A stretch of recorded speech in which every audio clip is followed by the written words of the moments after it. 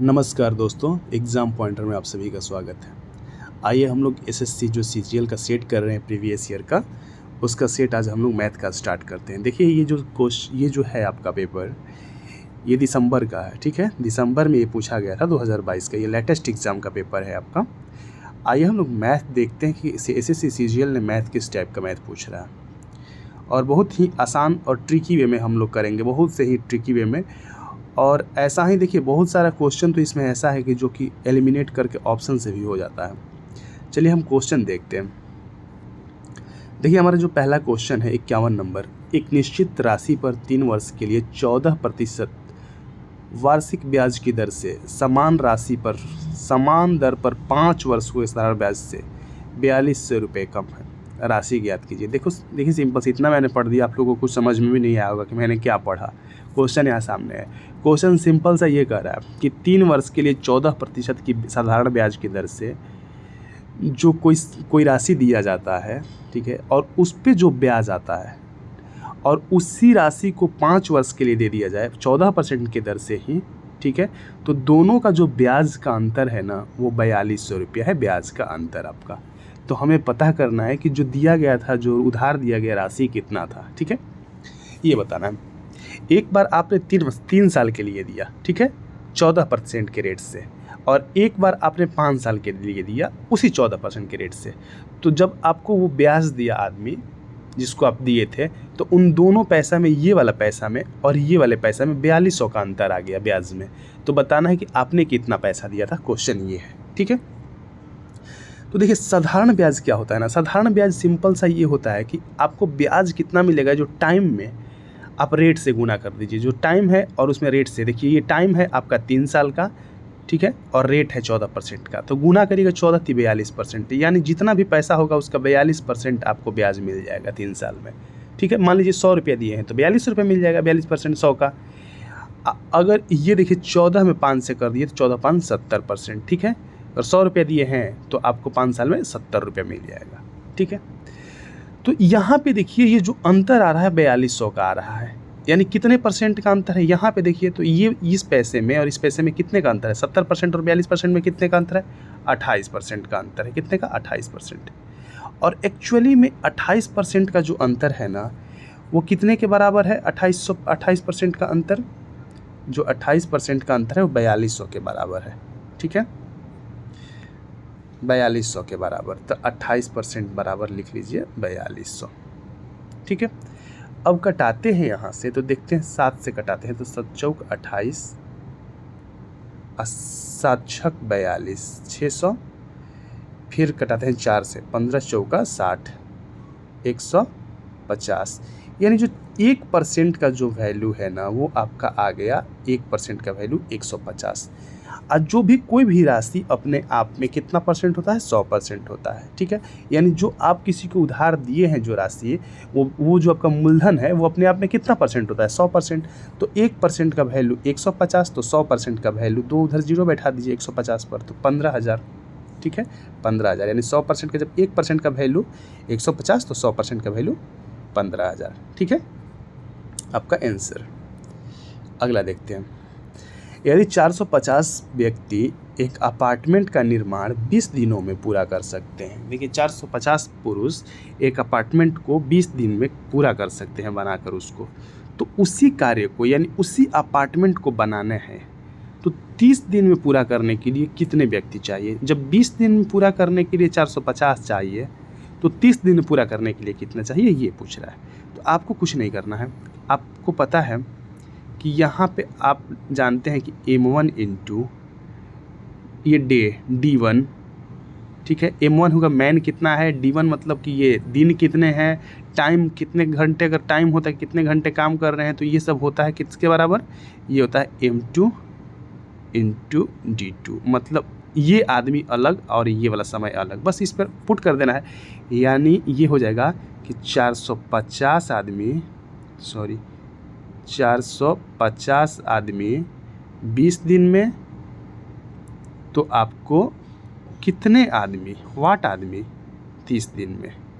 30 से कटाते हैं तो 30 से ये देखिए 0 से 0 कैंसिल, 3 से 3 बचे 15, 15 बार में कैंसिल हो गया, तो वाट का वैल्यू 15 दूनी 30, 300 आ गया, यानी 300 आदमी आपका 2 हो जाएगा, 2 नंबर, ठीक है आंसर। दोस्तों यदि आप हमारे चैनल पर नए हैं तो हमारे चैनल को सब्सक्राइब करिए और शेयर और लाइक करिए, ठीक है। आइए देखते हैं, आप लोग के लिए इतने मेहनत से वीडियो बनाना पड़ता है, इतना मेहनत करना पड़ता है, तो थोड़ा सा तो आप लोग मुझे प्रमोट करिए, थोड़ा सा आप लोग लाइक करिएगा, सब्सक्राइब करिएगा, तो मेरा भी थोड़ा मनोबल बढ़ेगा कि हाँ मैं मेहनत करता हूँ तो लोग मुझे सपोर्ट करते हैं। नेक्स्ट देखिए 53 नंबर क्वेश्चन। 53 नंबर क्वेश्चन क्या है कि a + b = 11 दिया हुआ है, a × b = 35 दिया हुआ है, तो हमें इसका वैल्यू निकालना है। देखिए ये कैसे निकलेगा, देखिए अगर मैं a + b का होल स्क्वायर दिया है, a + b दिया है 11, तो मुझे अगर मैं बोलूँ आपसे कि मुझे a², अगर मैं लिखूँ a + b का होल स्क्वायर अब -2ab, तो ये कितना आ जाएगा बताइए। इसको अगर कैलकुलेट करिए a + b के होल स्क्वायर को, तो ये a² + b² + 2ab देगा, अब +2ab से -2ab कैंसिल हो जाएगा, कितना हो जाएगा a² + b² हो जाएगा। अब बताइए अगर मैं फिर इसी का स्क्वायर कर देता हूँ, फिर इसका स्क्वायर कर देता हूँ, फिर इसका स्क्वायर कर दिया, तो अब a² + b² का होल स्क्वायर हो जाएगा, तो a⁴ + b⁴ -2a² b², तो एक्स्ट्रा क्या आ गया, एक्स्ट्रा आ गया +2a² + b²। तो अब इसमें मैं क्या करूँ कि घटा देता हूँ -2a² b², बस हो गया। ये किसके बराबर आ जाएगा, ये जो वैल्यू है आपके बराबर आ जाएगा a⁴ + b⁴ के बराबर आ जाएगा, और इसी का मान निकालना है, यही हमें निकालना है। तो आपको इसमें क्या करना है, इस वाले में वैल्यू पुट कर दीजिए। a + b का वैल्यू दिया है 11, 11 रख दीजिए, 2ab का वैल्यू दिया है 35, 35 रख दीजिए, ab का वैल्यू दिया है, सॉरी 2ab का नहीं ab का, और यहाँ पर भी ab का होल स्क्वायर कर दीजिएगा, तो 35 का स्क्वायर, बस कैलकुलेट कर लीजिए, आप लोग का आंसर आ जाएगा। ठीक है दोस्तों, चलिए अगला करते हैं। नेक्स्ट है, वैसे मैं आप लोग को आंसर बता दे रहा हूँ कि इसका आंसर कितना आ जाएगा। देखिए इसका जो आंसर है 151 आएगा, ठीक है। आप लोग करिएगा तो आप लोग देख लीजिएगा, और PDF टेलीग्राम पे इसमें लिंक होगा, ठीक है। यहाँ पे मेरे चैनल के पेज पे जाइएगा, ठीक है, और वहाँ पर नीचे टेलीग्राम लिखा होगा, टेलीग्राम से लिंक में टेलीग्राम पे जाइएगा ना, तो वहाँ पर 4 PDF है, ठीक है, चारों का, यानी कि इसमें 4 सेट है, चारों सेट का PDF है, आप लोग वहाँ से डाउनलोड कर लीजिएगा। अगला देखिए 54, दो संख्याएं 6:5 के अनुपात में है, यदि उनका महत्तम समअपवर्तक यानी HCF 3 है, तो दोनों संख्याओं का लघुत्तम समअपवर्तक क्या होगा। देखिए दोस्तों, दो संख्याएं जब उनका अनुपात दिया हुआ है और HCF दिया हुआ है, तो मतलब क्या, ये अनुपात जो है ना, अनुपात ये क्या आया, ये ऑड फैक्टर है। मतलब ये कि इसमें जो कॉमन था वही तो HCF हो जाता है, दोनों में जो कॉमन होता है गुणा के रूप में वो HCF हो जाता है, अब बाकी ये बच जाता है ऑड फैक्टर। तो हमें उस नंबर को यदि ज्ञात करना है कि वो नंबर कौन सा है, दो संख्याएं, तो इन अनुपात में 3 से सिर्फ गुना करा दीजिए। तो 6 में 3 से गुना कराइएगा, 6 में 3 से, 6 × 3 = 18, ठीक है। इसमें भी 3 से और इसमें भी गुना 3 कर दीजिए, तो ये कितना हो जाएगा, 5 × 3 = 15, दोनों नंबर आ गया। बताइए 15 और 18 का कितना हो जाएगा एलसीएम, तो 15 और 18 का एलसीएम 90, 15 × 6 का भी 90 और 18 × 5 = 90, 15 × 6 का 90, 18 × 5 = 90, दोनों से भाग लग जा रहा है, तो ये हो जाएगा 90, ऑप्शन नंबर 3। अगला देखिए 55 नंबर, देखिए दोस्त 55 नंबर आपका क्वेश्चन है कि किसी बर्तन में 25 लीटर दूध है, इस बर्तन से 5 लीटर दूध निकालकर उसके स्थान पर पानी मिला दिया जाता है। यह प्रक्रिया पुनः 2 बार दोहराई जाती है, मतलब एक बार तो किया ही गया पहली बार, अब फिर 2 बार किया गया, तो अब बर्तन में दूध कितना रहा। तो दोस्तों इसके लिए आपको दूध कितना रहा, तो ये क्या करना है, देखिए जो मात्रा दिया हुआ है ना 25, ये 25 लिखिए, जो भी टोटल मात्रा है, और जो इस 25 में से जितना निकाला जा रहा है वो उतना -5 जितना निकाला जाए, और वही जो टोटल मात्रा है नीचे 25, बस इतना करिए, और जो जितनी बार ये काम किया जाता है, निकाला जाता है, डाला जाता है, उतना पावर में डाल दीजिए, मतलब 3 बार किया गया तो 3, ठीक है। आपको तो आपने ये फार्मूला देखा, इस फार्मूला के बेसिस से आप निकाल लीजिएगा, तो आपका आंसर आ जाएगा 12.8, ठीक है। अगर मान लीजिए कि आप ये फार्मूला नहीं जानते, तो क्या ये क्वेश्चन नहीं बनता? बनता, बिल्कुल बनता। कैसे बनता, थोड़ा सा ध्यान दीजिए। अगर 25 लीटर दूध है, ये शुरू में 25 लीटर दूध है, आपने क्या कि 5 लीटर पहले निकाला, तो अब दूध कितना हो जाएगा, 20 लीटर। अब पानी कितना हो जाएगा, अब पानी हो जाएगा 5 लीटर, ठीक है। तो अब ये बताइए कि इसका अनुपात मैं पूछूं कि किस अनुपात में दूध और पानी है, ये जो मिल्क और वाटर किस अनुपात में है, तो आप बोलिएगा कि 4:1 के अनुपात में है। पंचों का 20 कट गया है। अब आप में से जाइएगा फिर 5 लीटर निकालने के लिए, तो आपको इसी अनुपात में निकालिएगा भी। 4 लीटर उसमें से दूध निकलेगा, 1 लीटर पानी निकलेगा। तो अब तो ये 20 था, ये 5 था, तो जब निकालने गए 5 लीटर उसमें से दूध निकालने गए तो उसमें से 4 लीटर दूध निकला, तो 16 लीटर दूध बच गया।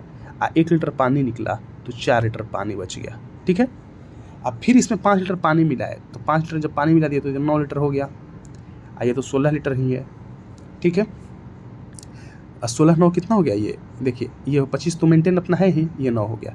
अब फिर जब जाइएगा निकालने के लिए तो आपका जो दूध होगा निकलेगा वो इसी रेशियो में निकलेगा जिस रेशियो में है। तो हमें दूध बताना है अंत में कितना है, तो देखिए ये 16 है दूध।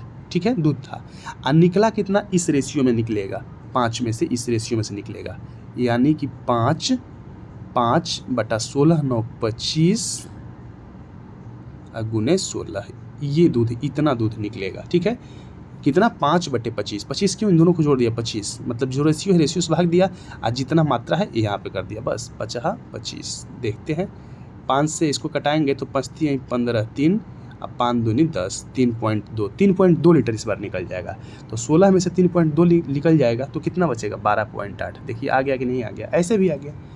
तो ऐसे ही बन जाएगा। देखिए मैथ जो है ना, कोई ये जरूरी नहीं है आप मतलब कैसे भी उसको बना सकते हैं। आप बेसिक मतलब कि सोच के आप मतलब बेसिक उसका पता होना चाहिए। ठीक है, आप उसको बिल्कुल बेसिक, हमें ये ट्रिक नहीं, बिल्कुल बेसिक हमें पता होना चाहिए उसका। आइए नेक्स्ट देखते हैं। अब देखिए 56 नंबर क्वेश्चन है दोस्त। यहाँ पे x + y = 36 दिया है और इसका वैल्यू निकालना है। लड़का सोचेगा कैसे बनाए, क्या करे, ये x - 27 का क्यू प्लस y - 9 का क्यू दिया है, इसको क्यू को तोड़े, क्या करे, कैसे वैल्यू निकाले। अरे कुछ नहीं करना है, यहाँ पे क्या करना है कि x + y का 36 दिया है ना, ये कुछ भी मान रखिए कि जोड़ने पर 36 आ जाए, कोई भी मान, x का कुछ भी मान, 1 रख दीजिए, उसका 35 रख दीजिए, जो रखना है रख लीजिए और इसमें पुट करके आपको वैल्यू निकल जाएगा। तो यहाँ पे क्या करना है आपको, एक ऐसा वैल्यू रखिए कि कैलकुलेशन कम करना पड़े, मतलब आपको गुना भाग कम करना पड़े, क्योंकि यहाँ पे क्यू है, क्यू ज़्यादा ना करना पड़े। तो अगर मैं x के जगह पर 28 ले लेता हूँ तो 28 - 27 1 ही होगा ना, तो 1 का क्यू 1 हो जाएगा। तो जब 28 लिया x तो y कितना लेंगे, जोड़ने पर 36 आना चाहिए, तो y ले लिए 8, 28 8 36, बस हो गया।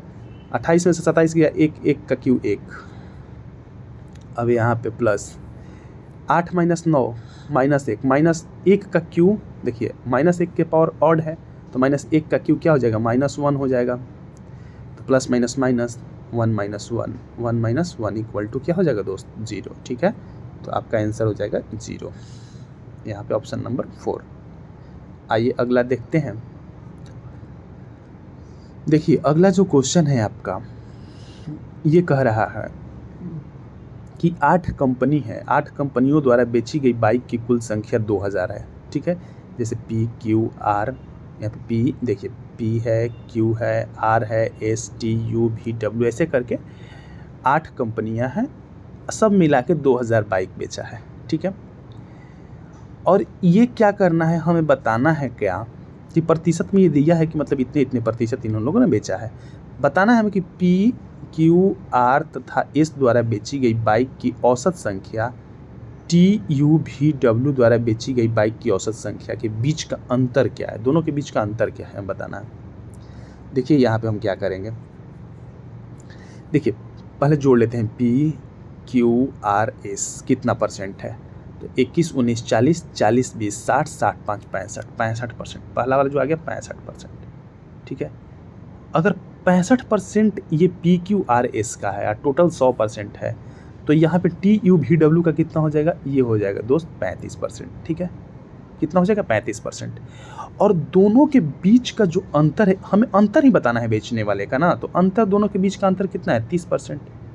ठीक है, लेकिन यहाँ पे देखिएगा अंतर नहीं बताना है, औसत अंतर बताना है, औसत संख्याओं का। तो औसत क्या होगा, यहाँ पे 4 से भाग दे देंगे तो औसत, सॉरी यार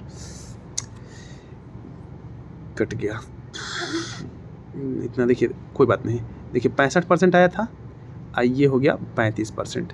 दोनों के बीच कितने का अंतर, 30 का अंतर। ठीक है, 30% का। अब कुछ नहीं करना है, जो ये 2000 जो दिया है ना, 2000 का 30% निकाल के 4 से भाग दे दीजिए, औसत निकल जाएगा। ठीक है, तो 2000 का 30% कितना हो जाएगा, 2000 का 30%, 30/100, 2 जीरो से 2 जीरो कैंसिल, ठीक है, हो गया। अब देखिए 3 दूनी 6, 600 आ गया, लेकिन औसत बताना था तो 4 संख्या है तो 4 से भाग दे दीजिए, 15 चौक 60, 150 आंसर आ जाएगा आपका 150। बहुत लोगों को समझ में नहीं आया होगा कि मैंने कैसे किया, ठीक है। तो आप इसको यदि ऐसे करना चाहें तो ऐसे कर सकते हैं। मैं आपको दूसरा भी तरीका बता रहा हूँ दोस्त, कैसे करिएगा। जैसे PQRS का 65% आया तो आप 2000 का 65% निकाल दीजिए, 2000 का 65/100, 4 से भाग दे दीजिए, औसत निकल जाएगा। तो इसका औसत 400 ये हुआ, देखिए 400, 4 5 20, 5 से कट गया, और यहाँ पे 50 25, 6 5 30, 2 32, 325 आ गया, ठीक है। अब तो औसत निकल गया। अब इसका 35% निकाल लेते हैं, इन लोगों का 35% 2000 का। तो देखिए 2000, ठीक है, 2000 का 35% गुने 35/100 गुने 4, क्योंकि 4 से औसत 4 है संख्या, तो 4 से औसत 4 से भाग देकर औसत निकाल देंगे। कि ये भी 4 से, 4 5 20। अब 5 से इसमें गुना करते हैं तो 50 25, 5 15 2 17, बस इसमें से घटाते हैं, बस इसको 325 में से 117 को घटा 175 को घटा देते हैं। 5 में से 5 गया 0, 12 में से 7 गया 5, और 2 में से 1 गया 1, 150। देखिए ऐसे भी 150 आया, जैसे बनाना वैसे बना सकते हैं आप लोग। अगला देखते हैं, आइए। दिया गया है ये आकृति, ठीक है, 2 आकृति दिया गया है, ठीक, और इसमें से दिया है कि AB बराबर AD बराबर 7 सेंटीमीटर और AC बराबर AE तथा BC बराबर 11 सेंटीमीटर हो, तो ED की लंबाई हमें बताना है कि ED की लंबाई क्या है, ठीक है। अब यहाँ पे देखिए थोड़ा सा कि AB बराबर AD, A से B, देखिए A से B, ये जो AB है ना और AD ये बराबर है, ये एंगल बराबर है, ठीक है। और क्या कह रहा है कि AC और AE, देखिए AC ये और ये भी बराबर है दोनों।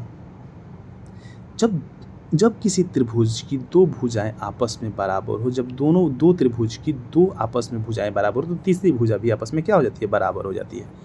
ये कॉन्ग्रुएंसी का नियम है, कॉन्ग्रुएंट ट्रायंगल का, ठीक है। यानी सर्वांगसम त्रिभुज ये कहता है कि अगर किसी त्रिभुज का, अगर किसी, ये त्रिभुज है, एक ये त्रिभुज है, अगर ये भुजा इसके भुजा के बराबर, ये भुजा इस भुजा के बराबर है, तो ये भुजा इस भुजा के बराबर हो जाएगा, ठीक है। तो वैसे ही ये BC का वैल्यू दिया हुआ है दोस्त 11, तो आपका ED का भी वैल्यू हो जाएगा 11, ठीक है। तो ये हो जाएगा आपका ऑप्शन नंबर 3। अगला देखते हैं 59 नंबर। देखिए x + y बराबर 3 दिया हुआ है, थोड़ा सा लिखने में टाइपिंग में मिस्टेक हो गया होगा। ये देखिए ऐसे दिया है कि y + 1/y = 3, ये है, ठीक।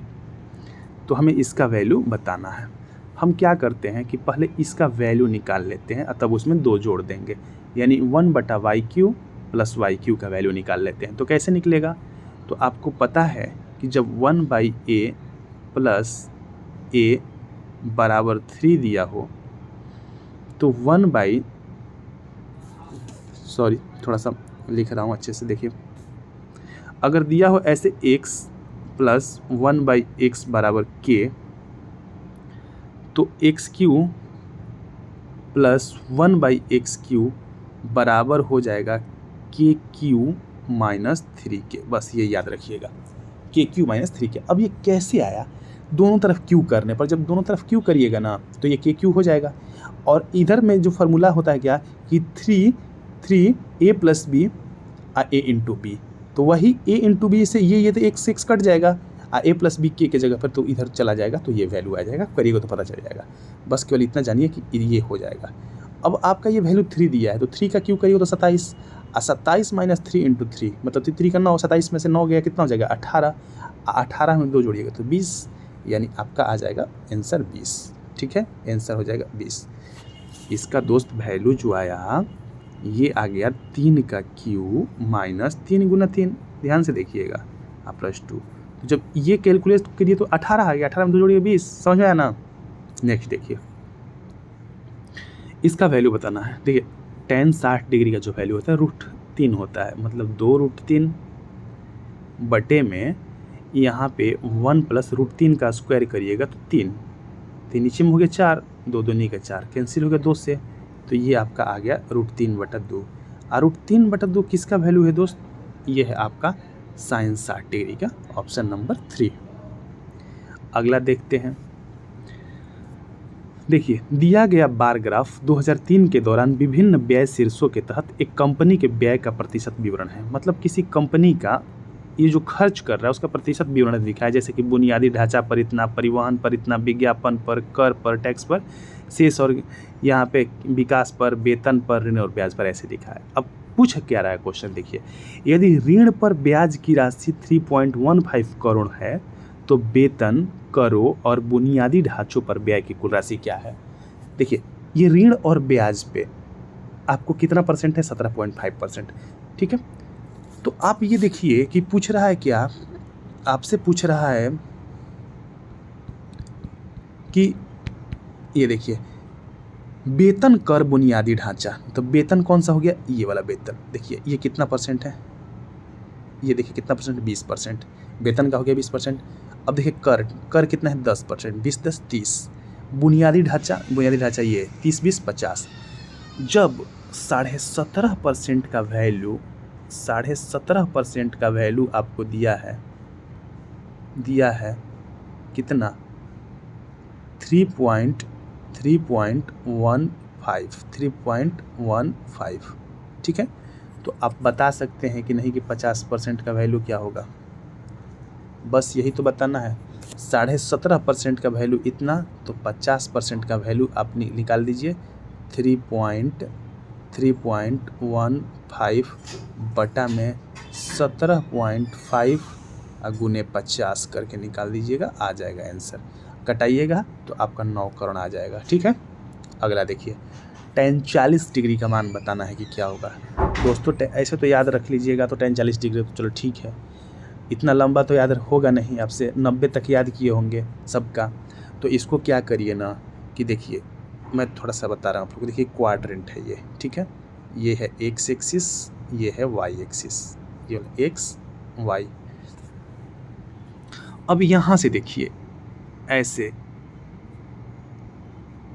ये ऐसे क्लॉक, ये देखिए आपको ये यहाँ से अगर मैं देखूं, एक मिनट दोस्त, एक्स और वाई, देखिए ये है फर्स्ट क्वाड्रेंट, ये है आपका सेकेंड क्वाड्रेंट, ये है थर्ड क्वाड्रेंट, ये है फोर्थ क्वाड्रेंट, ऐसे क्वाड्रेंट में। मतलब ये आपको जानना ये है कि फर्स्ट क्वाड्रेंट का जो वैल्यू हो, फर्स्ट क्वाड्रेंट में 0 से 90 डिग्री तक फर्स्ट क्वाड्रेंट, इसमें जितने भी ट्रिग्नोमेट्रिकल फंक्शन है, sine cos tan cosec sec, सबका मान पॉजिटिव होता है 90 तक। ठीक है, और ये जो सेकेंड क्वाड्रेंट है ना, ये 90 से 180 तक। ठीक है, 90 से 180 तक। और इसमें जो है ना साइन और कॉसेक, सिर्फ साइन का याद रखिएगा, साइन का उल्टा क्या होता है? कॉसेक, वो पॉजिटिव होता है। और थर्ड क्वाड्रेंट में क्या होता है? टैन पॉजिटिव होता है। थर्ड क्वाड्रेंट कहाँ से कहाँ तक होता है? 180 से लेकर 270 तक। तो 180 से 270 तक। अब तो आपको पता चल गया कि 240 ही है, तो ये तो पॉजिटिव ही होगा, ये तो पता चल गया। अब देखिए, तो इसको क्या करिए, इसको करिए कुछ नहीं कि टैन 180 प्लस 60 लिख दीजिए। आ गया कि नहीं आ गया? 240। तो टैन 180 प्लस थीटा बराबर हो जाता है टैन थीटा, टैन 60 डिग्री। जो टैन 60 का वैल्यू होगा वही आपका 240 का होगा। तो टैन 60 का वैल्यू क्या होगा? √3 आंसर। नीचे दी गई तालिका 6 वर्षों में 2 कंपनियां C1 तथा C2 की आय को दर्शाती है। ठीक है, अब हमें बताना है, जो नीचे PQRSTU दिया है, ये C1 C2 के आय को दर्शाती है। अब कह रहे निम्न में से कौन सा कथन सही नहीं है, बताना है कौन सा सही नहीं है। ये नहीं कि अभी एग्जाम में बता कीजिएगा कि कौन सा सही है, ध्यान से ये भी देखना है। तो P में C1 की आय, कह रहा है कि जो P है, P वर्ष में, ये P वर्ष में C1 की आय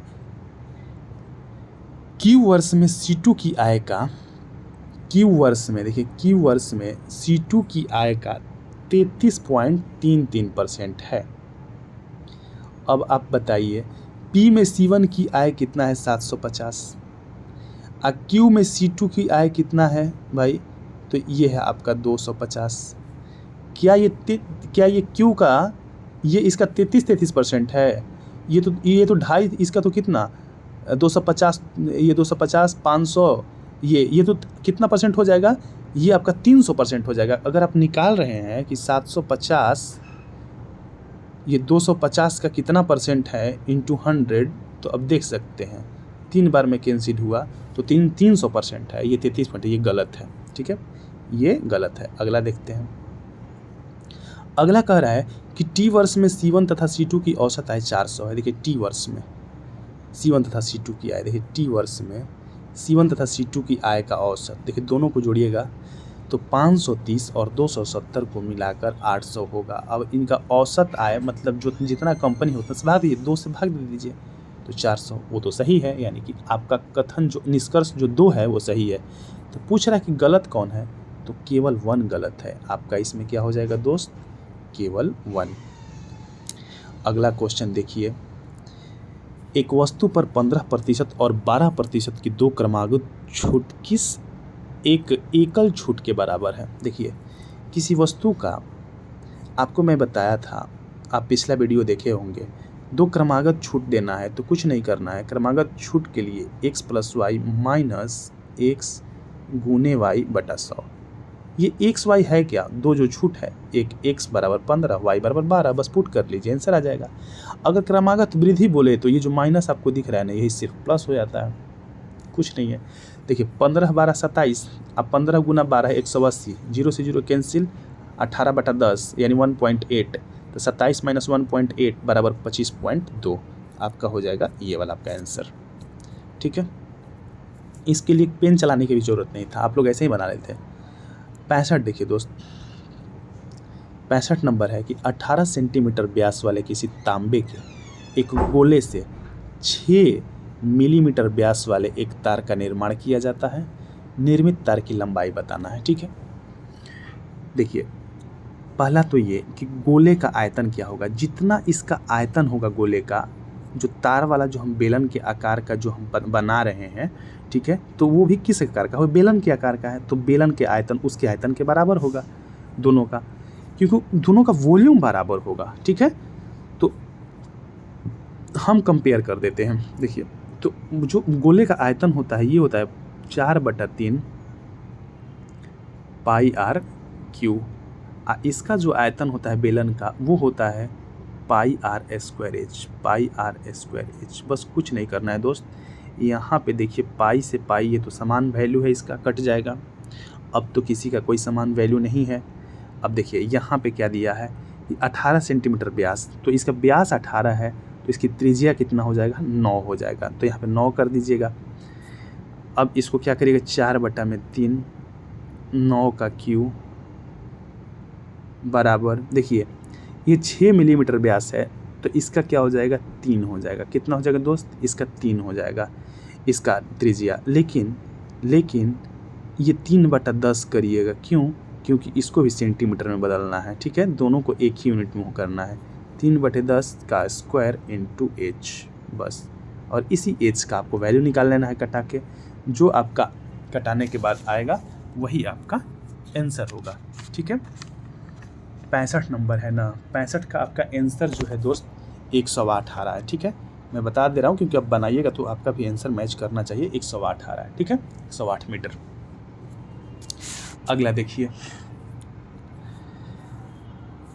एक 13 सेंटीमीटर त्रिज्या वाले ठोस धात्विक गोले को पिघलाकर एक शंकु का आकार दिया जाता है, जिसके आधार पर व्यास 13 सेंटीमीटर है। शंकु की ऊंचाई क्या है। देखिए सेम क्वेश्चन है उसी टाइप का, 13 सेंटीमीटर त्रिज्या वाले ठोस धात्विक गोलेकार को पिघलाकर, तो यहाँ पे क्या करिए, 4/3 गोले का आयतन 4/3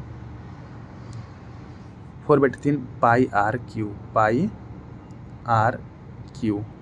ठीक है, उसको शंकु आकार का दिया जाता है जिसका व्यास 13 है, तो इसका शंकु का क्या होता है 1/3 pi r square h. R square, तो ये आर ये मान लिया हूँ तो इसको अलग आर मान लेते हैं, सेम तो नहीं मानेंगे, आर स्क्वायर एच। ठीक है, अब 3 से 3 कैंसिल, पाई से पाई कैंसिल, अब ये हो गया आर क्यू, यानी कि 4RQ 4, तो इसका आर का जगह पे हम रखते हैं फिर 13 जो वैल्यू दिया हुआ है 13 का क्यू।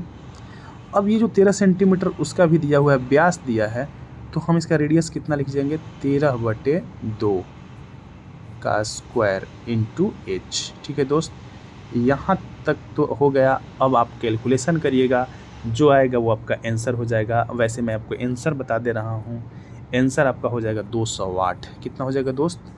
208 सेंटीमीटर। 67 देखिए, 67 है आपका tan theta plus sec theta बराबर 7। देखिए आपको पता है कि tan theta plus sec theta का वैल्यू आपको दिया हुआ है 7। ठीक है, आपको थीटा एक न्यून कोण है। ठीक है, थीटा न्यून कोण है। आप 5 sin थीटा का वैल्यू निकालना है। आप जानते हैं दोस्त कि sec square theta minus tan square theta बराबर 1 होता है। जैसे a square minus b square को आप लिख सकते हैं कि a plus b a minus b, वैसे ही sec square theta minus tan square theta को आप लिख सकते हैं कि sec theta plus tan theta into sec theta minus tan theta बराबर 1। देखिए इसका वैल्यू ऊपर में 7 दिया हुआ है, तो आप लिख सकते हैं क्या कि sec theta minus tan theta बराबर 1/7। ये जो 7 है नीचे आ जाएगा। अब देखिए इसको हम पहले वाले को, इसको समीकरण 1 मान लिया, इक्वेशन 1, और इसको इक्वेशन 2। अगर इन दोनों को जोड़ेंगे दोस्त तो देखिए इस tan थीटा से tan theta cancel, plus minus में है। अब ये क्या हो जाएगा, 2 सेक थीटा बराबर 7 + 1/7। अब आगे मैं मिटा के करता हूँ, ध्यान दीजिएगा। 2 सेक थीटा बराबर आ गया आपका 2 सेक थीटा बराबर 7 + 1/7। 7 7 49, 50/7। अब 50/7 से 2 से कट जाएगा तो 25/7, यानी सेक थीटा का जो वैल्यू आ गया दोस्त 25/7। कितना जाएगा? 25/7। अब यहाँ पे आप बताइए कि आपको पता है लाल बटा का LAL KKA, LAL KKA मतलब ये ना दोस्त कि ये वाला जो पहला साइन थीटा का, मैं पूछूँ कि साइन थीटा पर क्या होता है, बोलेगा लंब बटा में कर्ण। कॉस थीटा पर क्या होता है तो बोलेगा आधार बटा कर्ण। टेन थीटा पर क्या होता है तो आप बोलेगा कि लंब बटा आधार। ठीक है, और साइन का उल्टा कॉसेक होता है, तो मैं बोलूँ कॉसेक थीटा पर क्या होता है, तो अब यहाँ से उल्टा बोलिएगा ऐसे कि कर्ण बटा लंब। सेक थीटा पर क्या होता है तो बोलिएगा कर्ण बटा आधार, ऐसे आप बोल सकते हैं। तो वैसे ही आप एक ट्रायंगल यहाँ पे बना रहे हैं। ठीक है, तो सेक थीटा बराबर होता है कर्ण बटा में आधार, तो कर्ण यहाँ पे क्या हो गया 25, कर्ण बटा आधार था तो ऊपर वाला कर्ण दिया है ये। ठीक है, ये कर्ण हो गया, ये हो गया आपका आधार। ठीक है, आधार हो गया 7। जब आधार हो गया 7 और कर्ण हो गया 25, तो अगर ये लंब आपको निकालना है तो लंब बराबर क्या हो जाएगा, कर्ण का स्क्वायर माइनस आधार का स्क्वायर का अंडर रूट हो जाएगा। तो 25 का स्क्वायर करेगा 625, 625 में से आप 7 का स्क्वायर 49 घटाइएगा तो 576 आ जाएगा, और 576 का वर्गमूल 24 हो जाएगा। अगर ट्रिपलेट भी देखिएगा तो 24 और 7 का ट्रिपलेट 25 होता है। आपको निकालना था क्या, 5 sin थीटा का वैल्यू। तो अब बताइए साइन थीटा बराबर क्या होता है, लंब बटा में कर्ण। लंब बटा में कर्ण, तो लंब कितना है भाई 24, और कर्ण कितना है 25। ठीक है, लेकिन आपको 5 sin थीटा बताना है तो 5 × 5, 5 से कटेगा तो 50 25, 24/25 दोस्त, 24/25 आपका आंसर। ठीक है, अगला देखिए, अगला देखते हैं दोस्त। देखिए इसमें क्या है ना, बहुत इजी क्वेश्चन है एकदम, एक लाइन का, कुछ करना भी नहीं है। x + y + z का वैल्यू बताना है। देखिए क्या होता है, जैसे एक ये आपको मैं एक यहाँ पे मान लीजिए कि कोई एंगल है ये। ठीक है, अगर ये है मान लीजिए x और ये है y, तो ये जो बाह्य कोण होगा ना वो x + y हो जाएगा। मतलब इन दोनों के योगफल के बराबर बाह्य कोण होगा। मतलब ये कि अगर ये वाला है आपका 40 और ये वाला है 60, तो ये वाला हो जाएगा 40 60 100। ठीक है, तो यहाँ से आप देखें यहाँ से कि x और z का तो वैल्यू 110 दिया है, यानी x + z तो आपको मिल गया, x + z बराबर 110। और यहाँ से इन दोनों का y + 110 बराबर 120 दिया हुआ है। यहाँ पे देखिए इन दोनों का योगफल इसके बराबर 120। तो y का वैल्यू मैं पूछूँ तो उधर ले जाके घटा दीजिएगा तो आप बोलिएगा कि y का वैल्यू 10 आ गया। कुछ नहीं, बस इसमें पुट कर दीजिए। एक्स जेड का 110 दिया है, एक्स जेड का 100 दिया है, वाई का जोड़िएगा तो 110 आ जाएगा। तो आपका आंसर कितना हो जाएगा, x plus y plus z बराबर 110। ठीक है दोस्त, ऑप्शन नंबर 4। आइए अगला देखते हैं। एक महिला का व्यय और बचत का अनुपात 5:1 है। ठीक है, एक महिला का व्यय और बचत का अनुपात कितना है दोस्त, 5:1। यदि उसकी आय और व्यय में क्रमशः 10% और 20% की वृद्धि की जाती है तो उसकी बचत में प्रतिशत परिवर्तन ज्ञात करें। देखिए ध्यान दीजिएगा, यह है आपका जो अनुपात दिया है बचत का, व्यय का और बचत का। बचत का, व्यय मतलब खर्च, एक्सपेंडिचर, ध्यान दीजिए एक्सपेंडिचर। ठीक है, और ये बचत हो गया आपका सेविंग, ये सेविंग का अनुपात है आपका एस। तो इनकम कितना हो जाएगा बताइए, आपने बचाया, आपने खर्च किया 5 रुपया, बचा लिया 1 रुपया, तो आप कमाए कितना थे, यानी कमाए थे 6 रुपया, ये हो गया आपका 6 रुपया। अब क्वेश्चन में ये कह रहा है कि आपके इनकम में 10% की वृद्धि हो जाती है। ठीक है, अब मैं इसको सजा के लिखता हूँ, ध्यान दीजिएगा। इनकम, ये हो गया आपका इनकम, ये हो गया आपका एक्सपेंडिचर खर्च, और ये हो गया आपका सेविंग। अब देखिए इस अनुपात को मैं लिख सकता हूँ कि इनकम है आपका 600 रुपया, 6 को 600 कर दिया, एक्सपेंडिचर 5 को कर दिया 500, आइए जो खर्च था 1 उसको कर दिया, सॉरी सेविंग था जो 1, तो इस सेविंग को कर दिया 100 रुपया। ठीक है, अब कह रहा है क्या कि आपके जो आपकी आय है, आय में क्रमशः 10% की वृद्धि हो गई। तो 600 रुपया था और 10% का वृद्धि हो गया मतलब 60 का, तो अब कितना कमाने लगे, 660 रुपये कमाने लगे। और खर्च जो था 20% बढ़ गया, पहले 500 खर्च करते थे, लेकिन 500 का 20% कितना हो जाएगा, 100 रुपया हो जाएगा, यानी 600 खर्च करने लगे। तो अब कितना बचाए, 660 कमाए, 600 खर्च किए, तो कितना बचाए, 60 रुपये बचाए। अब बताइए, पहले 100 रुपये बचाते थे, अब 60 रुपये बचाने लगे। पहले 100 रुपये बचत होता था, अब 60 रुपये बचत हो रहा है। तो ये बताइए कि उसकी बचत में कितने प्रतिशत परिवर्तन आया, यानी 40 का कमी आ गया। कितने पर, 100 पर। 100 पर, जब 100 पर 40 का कमी तो मतलब 40% का कमी। ऐसे भी आप परसेंट में चेंज करिएगा, 100 से गुना कराइएगा तो 100 कैंसिल, यानी कि 40% की कमी। ठीक है दोस्त, तो ये आपका हो गया 40%। देखिए मौखिक भी बना सकते थे, ठीक है, लेकिन मैंने बता दिया आपको अच्छे से कि कोई भी बिल्कुल आपका कंसेप्ट क्लियर हो जाए, आप कहीं भी फंसे ना, इसलिए मैं बता दे रहा हूँ आप लोग को। देखिए क्या है 70 नंबर कि इसको 28 से भाग दिया जाता है तो शेषफल क्या होगा। अच्छा आप बात बताइए मुझे कि मैं बोलूं कि 4 में 3 से भाग दिया जाएगा तो शेषफल क्या होगा, तो आप बोलिएगा 1। ठीक है, मैं बोलूं कि 1 में 2 से भाग दिया जाएगा तो शेषफल क्या होगा। देखिए ये 2 से छोटा है ना, तो ये ऊपर वाला जो छोटा है ये खुद में ही शेषफल है। याद रखिएगा, जब छोटा है तो खुद में ही वो शेषफल है। ठीक है, अच्छा नहीं तो आप ये भी बोल सकते हैं कि -1। ठीक है, कितना शेषफल क्या होगा, -1, और वो -1 को फिर लाके 2 में घटाइएगा तो बात वही होगा, 1 ही होगा। तो इसलिए जानिएगा कि छोटा होगा तो वो खुद में ही शेषफल है। अब आइए क्वेश्चन देखिए, ये कह रहा है कि 27 के पावर 27 आप प्लस 27 बटे में 28, अगर इससे भाग दे रहे हैं तो ये कितना आ जाएगा, -1, क्योंकि कितना ये कम है, -1 कम है तो -1 के पावर 27।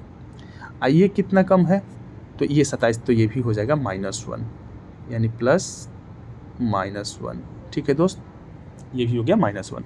-1 के पावर 27 करिएगा तो -1, आइए -1 कितना हो गया, -2 बटे में 28। जब ये -2 आया ना तो शेषफल कभी माइनस में नहीं होता, तो क्या करिए इस माइनस को 28 में से घटा दीजिए, तो 28 में से 2 को करेंगे तो 26, आपका शेषफल क्या हो जाएगा, 26। तो शेषफल आपका हो जाएगा 26। 70 का यहाँ पे हो जाएगा ऑप्शन नंबर 4। ठीक है, आया समझ में। चलिए नेक्स्ट देखते हैं। देखिए निम्नलिखित तालिका का अध्ययन कीजिए और उसके बाद नीचे दिए गए प्रश्न का उत्तर दीजिए। यहाँ पे क्या है कि स्कूल का नाम है ABCD। यहाँ पे है कि नामांकित विद्यार्थियों की कुल संख्या जैसे 900, 400, 1000, 800। यहाँ पे दिया है कि नामांकित विद्यार्थियों का प्रतिशत जिन्होंने जीव विज्ञान को चुना है। 900 में से 30% लड़का जीव विज्ञान लिया है, यहाँ 400 में से 36% लड़का जीव विज्ञान लिया है, बायोलॉजी ऐसे दिया हुआ है। अब क्वेश्चन कह रहा है क्या कि स्कूल बी और स्कूल डी में जीव विज्ञान को चुनने वाली छात्राओं की संख्या का अनुपात क्या है। ठीक है, अब यहाँ पे देखिए जो दिया है कि जीव विज्ञान को चुनने वाली छात्रों और छात्राओं का अनुपात दिया हुआ है आपको यहाँ पे। तो पहले तो स्कूल बी से छात्रा निकालेंगे कि कितनी छात्राओं ने लिया है बायोलॉजी। तो बी में देखिए टोटल छात्र कितने हैं, 400, टोटल छात्र 400 में से 36% ने बायोलॉजी लिया। कितने ने लिया, 36%। और उस 36% में लड़का लड़की सब है, तो 36/100 कैंसिल हो गया। तो 36 चौका, ये 4 बार में कैंसिल हुआ, तो 144, 36 चौका 144। 144 में जो लड़का और लड़की है उनका अनुपात है 5:7। ठीक है, तो आप क्या करिए कि 144 में अनुपात को जोड़ लीजिए, 7×5 12, और लड़की वाले से गुना करा दीजिए, लड़की का निकालना है तो 7 से 12, 12 हाँ कट गया, 12×7 84, यानी लड़कियों की संख्या है जो 84 है बी में, यानी स्कूल बी में 84 है जो बायोलॉजी ली है। अब स्कूल डी की बात करते हैं, देखते हैं। देखिए स्कूल डी में कितना है, 800, ध्यान दीजिएगा 800 का 18% कितना हो जाएगा, 18/44 से 144। 144 का 9 3 12 से भाग देंगे तो कितना हो जाएगा, 12। अब 12 में 9 से फिर गुना कर देंगे तो 12×8 से 108, इसमें 108 लड़की हो जाएगी। ठीक है, इन दोनों का अनुपात बता दीजिए। तो चलिए 12 से काटते, 12×7 84, 12/96, 12×8 से 9, 7:9, यानी जो स्कूल बी और स्कूल डी में जीव विज्ञान को चुनने वाली छात्राओं की संख्या का अनुपात कितना हो जाएगा, 7:9, ऑप्शन नंबर 1। ठीक है दोस्त, अगला देखते हैं 72 नंबर। देखिए समय बहुत ज़्यादा लग रहा है बताने में, देखिए अभी इतना ही बताया, 41 मिनट समय हो गया है। ठीक है, लेकिन आप लोग क्या करिएगा ना कि आप लोगों को क्या करना है कि थोड़ा सा फास्ट करके उसको देख लीजिएगा, और मैं क्या कर सकता हूँ समझाना तो आप लोग को ज़रूरी ही है। देखिए ABC में कोण BAC का समद्विभाजक रेखा BC को D पर काटता है। यदि BC बराबर 6 और BD बराबर 6 और BC बराबर 14 तो AB अनुपात AC का मान बताना है। देखिए दोस्त थोड़ा सा जल्दी देख करते हैं। देखिए ABC ये है, अब BAC कह रहा है, मतलब एक BAC मतलब A को, ये कोण का समद्विभाजक, देखिए इसका समद्विभाजक यहाँ पे, समद्विभाजक मतलब 2 बराबर भागों में कोण को बांट दिया यहाँ पे D से, यहाँ पे D लंब हुआ, यहाँ पे D मतलब D यहाँ पे जो काट रहा है BC को। अब देखिए यहाँ पे क्या दिया है कि BD बराबर 6, ये BD 6 दिया है, और यहाँ से यहाँ तक जो BC है 14 है। जब BC 14 है तो DC कितना हो जाएगा, 14 में से 6 घट गया 8। ठीक है, तो पूछा है क्या कि ये वाला भुजा का और ये वाला भुजा का अनुपात क्या होगा। देखिए जो अनुपात इनका होगा ना, यानी जो BD का और DC का होगा वही अनुपात AB का और AC का होगा। तो इनका अनुपात कितना कटा देते हैं, 2 से 3, 2 से 4, 3:4, तो उसका भी 3:4 ही होगा, ये भी 3:4 के ही अनुपात में होंगे, यानी ऑप्शन नंबर 1 आपका ऑप्शन ये हो जाएगा, ये 72 का।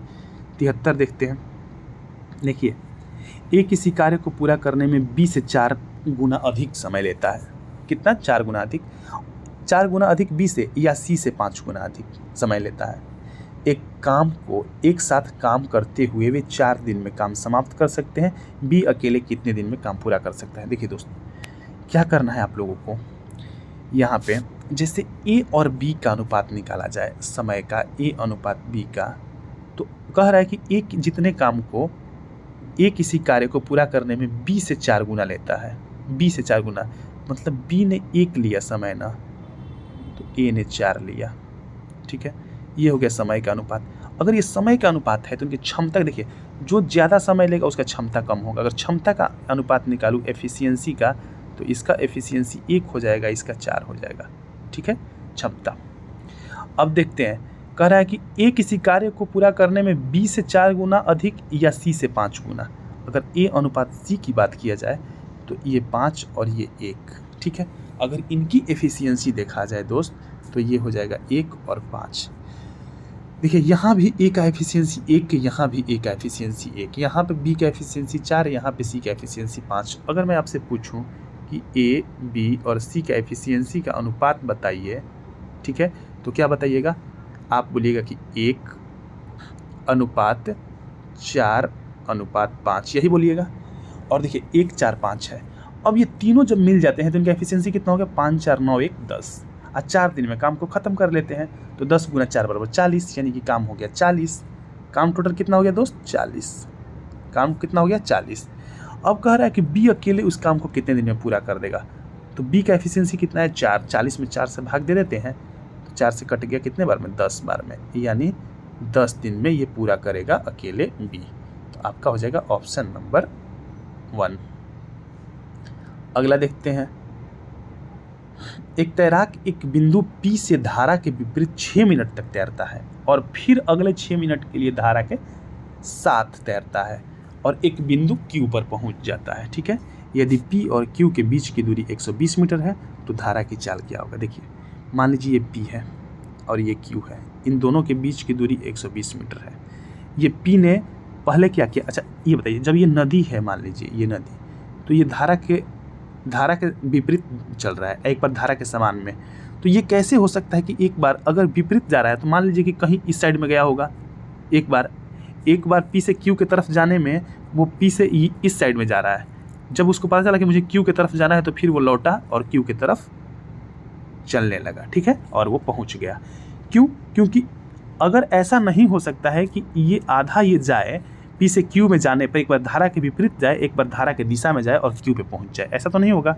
तो एक बार ऐसे जा रहा था, ठीक है, और फिर वो मुड़ के ऐसे गया। मतलब ये है, कहने का मतलब ये है कि जो इन दोनों का दूरी होगा ना, जैसे हम निकालेंगे इन दोनों का दूरी का जो डिफरेंस होगा वो 120 मीटर के बराबर होगा। देखिए, थोड़ा सा मैं क्वेश्चन अभी समझा रहा हूँ।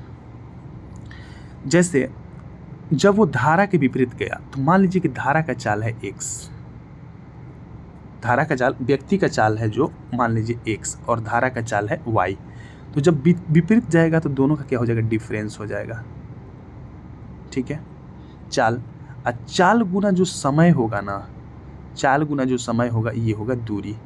ये हो गया आपका, इसको मैं 60 से डिवाइड कर देता हूँ, घंटा में आ जाएगा, किलोमीटर प्रति घंटा में। ठीक है, और दूसरी बार में क्या है कि x + y जब धारा के दिशा में जाए तो दोनों जुट जाएगा, क्योंकि धारा वाला और चाल मतलब धारा का और व्यक्ति का दोनों जुट जाएगा और गुने में हो जाएगा 6/60 समय से। देखिए, ये दोनों क्या है, ये दोनों है आपका दूरी ही है। अब इन दोनों दूरियों का जो डिफरेंस होगा, कौन सा दूरी ज़्यादा तय किया जाएगा, x + y वाला दूरी, इसका वैल्यू ज़्यादा आएगा क्योंकि प्लस है, गुना कराइएगा तो इसमें से आप इस वाले को घटाइएगा तो 120 के बराबर आ जाएगा। तो आपको क्या करना है, आपको यहाँ पे मैं थोड़ा सा हिंट दे रहा हूँ, जैसे x + y गुने 6/60 माइनस x - y गुने 6/60 बराबर 120 मीटर। मीटर को किलोमीटर में बदल लीजिए 1000 से। बस आपको यहीं से कैलकुलेट करना है और कैलकुलेशन करके आपको x का वैल्यू निकाल लेना है, ये आ जाएगा। ठीक है, और ये आपका जो वैल्यू आएगा दोस्त, ये आपका वैल्यू आ जाएगा कितना, 1 मिनट रुक जाइए। ये जो वैल्यू है आपका वैल्यू आ जाएगा 0.6। ठीक है, 0.6 आ जाएगा आंसर, यानी कि 4 नंबर। आइए लास्ट देखते हैं। देखिए, कपिल एक मोबाइल सचिन को 15% लाभ लेकर बेचता है और सचिन पुनः उसे रोहित को 12% के लाभ पर बेच देता है। यदि रोहित 322 रुपये का भुगतान करता है तो कपिल के लिए उस मोबाइल का क्रय मूल्य क्या था। कुछ नहीं दोस्तों, देखिए, कपिल एक मोबाइल को 15%, मतलब मान लीजिए कपिल ने 100 रुपये का मोबाइल था, उसका 15% लाभ पर बेचा, मतलब 115/100। 100 में खरीदा, मान लीजिए 100 पे जितना लाभ होगा तो 100 में जोड़ देंगे, हानि होगा, हानि पर बेचता तो 100 में से घटा के, ठीक है, इतना पर।